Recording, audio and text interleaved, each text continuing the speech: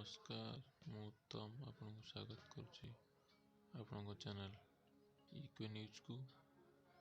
ଏବେ ଆପଣ ଦେଖୁଛନ୍ତି ପଟ୍ଟାମୁଣ୍ଡାଇ ବ୍ଲକ ଅନ୍ତର୍ଗତ ଅଢ଼ାଜୁରି ଗ୍ରାମ। ଏ ଗ୍ରାମର ବିଶେଷତ୍ୱ ହେଉଛି ଏହା ଯେ ଏଠି ଗୋଟେ ବହୁତ ପୁରାତନ ମଠ ଅଛି।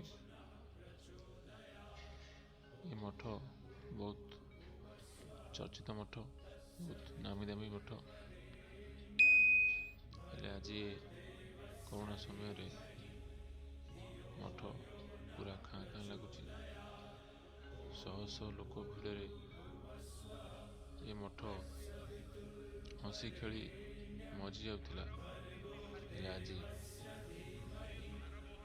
ନା ଲୋକ ଅଛି, ନା ଦୋକାନ ବଜାର ଅଛି। ପ୍ରବଚନ ଚାଲିଛି, ହେଲେ ଦେଖିବାକୁ ଶୁଣିବାକୁ ଲୋକ ନାହିଁ।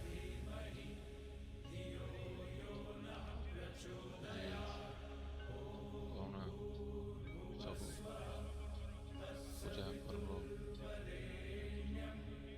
ଯାତ୍ରା ଅନୁଷ୍ଠାନ ସବୁ କିଛିକୁ ବନ୍ଦ କରିଦେବାକୁ ବସିଲାଣି।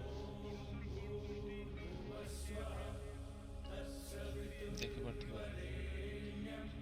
ଆମର ବାବା ଏଠି କିଛି ପ୍ରବଚନ କରୁଛନ୍ତି, ହେଲେ ଶୁଣିବା ପାଇଁ ଲୋକ ନାହାନ୍ତି। ଆପଣ ଦେଖିପାରୁଥିବେ ସ୍କ୍ରିନ୍ରେ ଦୋକାନ ବଜାର ଏତେ ପଡ଼ିନି। ଟୋଟାଲ ଉପରୁ ହିଁ ଅର୍ଡ଼ର ମନା ହେଇଛି କି ପୋଲିସ କହିଛନ୍ତି କି ଟୋଟାଲ କିଛି ଗଭର୍ଣ୍ଣମେଣ୍ଟ ତରଫରୁ କୁହାଯାଇଛି ଦୋକାନ ବଜାର ପଡ଼ିବ ନାହିଁ, କେବଳ ଆବଶ୍ୟକ ଅନୁଯାୟୀ। ଆପଣ ଦେଖିପାରୁଥିବେ 3-4ଟା ଦୋକାନ ପଡ଼ିଛି, ଟୋଟାଲି ଅଲଗା ଦୋକାନ କିଛି ପକେଇ ଦେଇନି। ଲୋକ ଆପଣ ଦେଖିପାରୁଥିବେ 8-10 ଜଣ ବୁଲୁଛନ୍ତି।